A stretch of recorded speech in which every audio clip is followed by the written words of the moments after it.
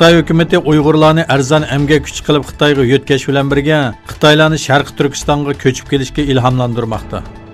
Xitoyning Zuani bo'lgan Xinhua torining xabar qilishicha, Xotan viloyati Keriyan noyisiga tava bo'lgan Taklimakan qumlig'i joylashgan daryo bo'yi yezisidagi 369 oilaning hammasi boshqa joylarga yo'tkalgan. Egilinishcha bu yezdagi Uyg'urlar 2017-yildan buyon Keriyan noyisiga 90 kilometr yiroqlikdagi bir joyga qurilgan yangi mahallaga ko'chirilgan.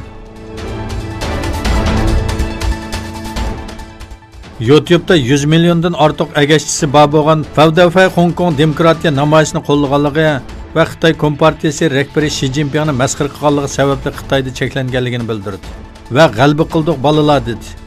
Favdafay bundaq bo'ladiganligini bilatdim deb e'tirof qildi va buningdan keyin videolarni ko'rolmaydigan Xitoydagi agashguvchilar uchun azoblanganligini bildirdi. Xitoyning Hong Kong alayda ma'mur rayonida islohot talabi bilan oylardan buyon davomlashayotgan hukumatga qarshi namoyishlar soqchilarning namoyishga cheklama qo'yishiga qaramasdan davomlashmoqda.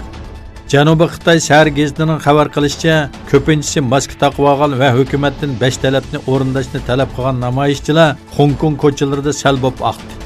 Hong Kong bosh ma'muri Carrie Lam 4-oktyabrda hukumatning bu namoyishlarga bo'lgan pozitsiyasini qattiqlashtirib, maska cheklash qonunini yo'l qo'ygan edi.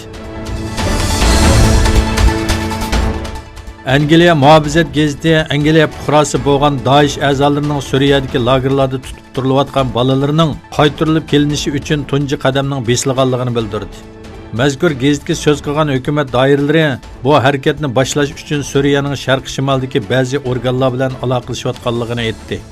Muhofizat gazeti bu organlar ichida qizil kirsimi bo'lishi mumkinligini bildirdi.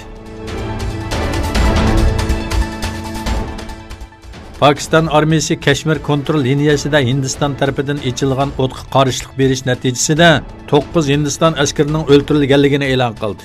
Armiya bayonotchisi Asif G'afur ommaviy taratquv hisobida e'lon qilgan bayonotda chegara liniyasining Hindiston tarafidan Pokiston kontrolligidagi Jura, Shahkot va Noshari rayonlaridagi fuqarolarga o'q etilganligi bildirildi. Buningga qarshilik ko'rsatilganligini ta'kidlagan G'afur Hindiston Jura, Shahkot va Noshari rayonlarida urush to'xtatishga xiloflik qilib, fuqarolarni nishonga oldi. Vaqtida qarshilik ko'rsatildi.